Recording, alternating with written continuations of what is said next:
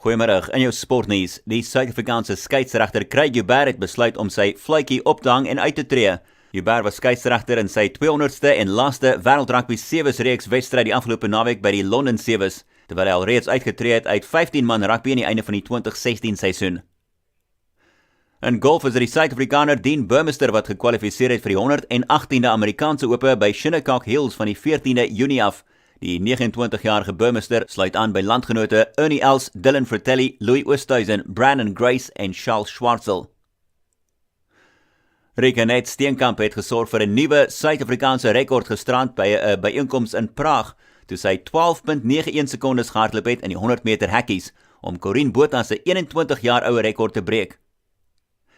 En by die Franse Ope is dit Oostenryk se 7de gekeerde Dominic Thiem wat vir die jong Duitser Alexander Zverev wat die tweede gekeerde speler is by Franse Ope uitgeskakel het met 6-4, 6-2 om sy plek te bespreek in die halfeindstryd.